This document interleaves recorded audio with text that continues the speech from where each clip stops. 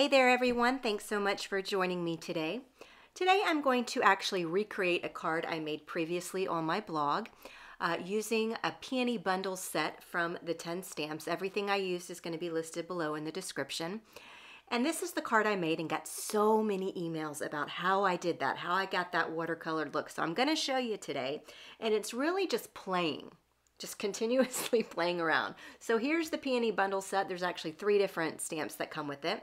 I'm using my MISTI stamping tool as a guide to help me line up the layering stamps. So here I am going to go ahead and press down on that door to pick up that first layer here. I always stamp light to dark.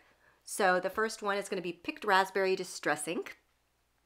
I love using distress inks when I know I'm going to be using water. So I did a few light mists there, and then I'll press down.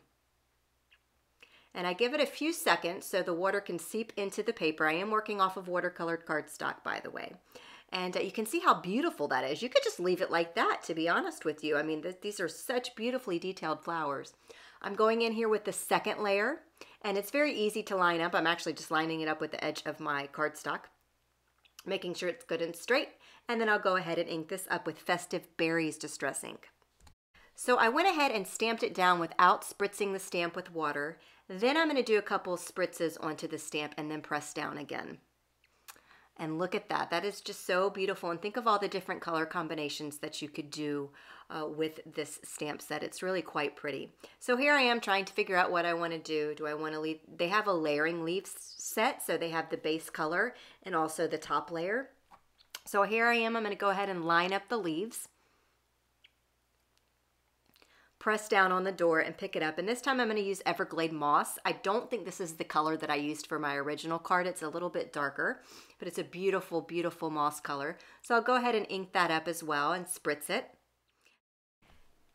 And when I pick that up, you'll see the leaves there. So again, I'm doing the layered portion of the leaves and not the solid background.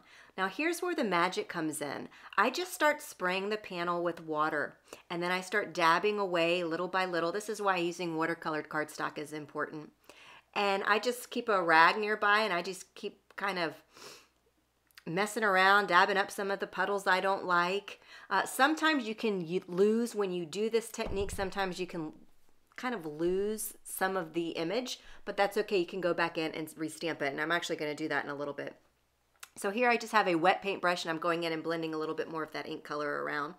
And this is where I just play around. This is completely like I'm winging it, and I'm going to keep messing around until I like the look that I'm going for. So here I'm going to go ahead and dry it so I can see how it looks, because sometimes ink colors soften when they dry. Now here I'm going to go in and I smush some of that moss ink onto my craft sheet, and I'm going to pick up a little bit of it so I can add some watercolor to that, because that did not blend as well as the distress inks when I sprayed it with water. So I'm going to go in here and just fudge it. So just adding some color right where those leaves are. And things just start to come together. Again, this is, you know, I'm winging it, and I make mistakes, and sometimes I have to go back and fix them, but I never try to throw a panel away. The leaves were a little too dark for me, so here's the trick. I went ahead and lined up that same layering stamp set, and I'm going to go over it with some white pigment ink from the 10. This is Hampton white pigment ink, and this is going to soften the green leaves a little bit. I just felt like they were a little bit too dark. So now we're going to move on to that panel. Actually the bundle C, Peony bundle C, is where you go in and add the sky. So I'm adding tumbled glass, blueprint sketch, and weather wood to that solid background here. And I'm just kind of scattering it around on that stamp. I went ahead and spritzed it, and then I'm going to just press down and let all that watercolor transfer, and then there you have it, a beautiful solid background that's lined up perfectly with the peony. So it's now good and dry. You want to make sure you let your panels dry before moving forward here. So I'm going to go in with one of the layering stamp sets again, because like I mentioned before, I lost some of the design of the peonies. So this is some Picked Raspberry Distress Ink, and I went ahead and stamped that image, and I'm using the layering set 1. I'm actually going to use the 2 as well. And I'm using the same colors, Picked Raspberry, and I am spritzing it with water. So on this one, I'm using the number 1 and number 2 layering set with Picked Raspberry. And then I'm going to kind of spray it with water. That festive berries that we did on the first, you can still see it some. So that's why I didn't add that back in. Again, this is all about playing around. And I never can recreate exactly the same thing twice. It's just, it's impossible. So here I am. I'm not completely satisfied. And I, you know, and looking back at it, I think it's quite pretty the way it is. But I'm not 100% satisfied. So I'm going to take that one image there, ink that up with some white pigment ink there, just to soften up some of the colors a little bit. And then there you have it. Beautiful, beautiful peony background. Isn't it stunning? This is a gorgeous, gorgeous stamp set. So now I'm going to go in and add the sentiment here. I'm going to stamp the sentiment with some VersaMark ink. I did use a anti-static tool. If you don't have a tool like this, you can use baby powder or kitchen flour. I found baby powder works better, because you don't want the embossing powder sticking where you don't want it. I mean, no. So I'm going to go ahead and heat set the beautiful first, because I want to line up the other half of the sentiment with the beautiful. So I didn't do it all at the same time. So here I am heat setting it. This is liquid platinum embossing powder by Ranger, and it's been around for ages. I've had that tub for, I tell you, your embossing powder is going to last your lifetime. Okay? I mean, unless you spill it. It lasts forever. So there I am stamping the rest of the sentiment there. So I just wanted it to be lined up perfectly. Look how pretty it is. It's just so pretty. So now I'm going to adhere this to a very soft gray cardstock. Most all of my cardstock is from Gina K. I'm fighting with my glue. Did you see that?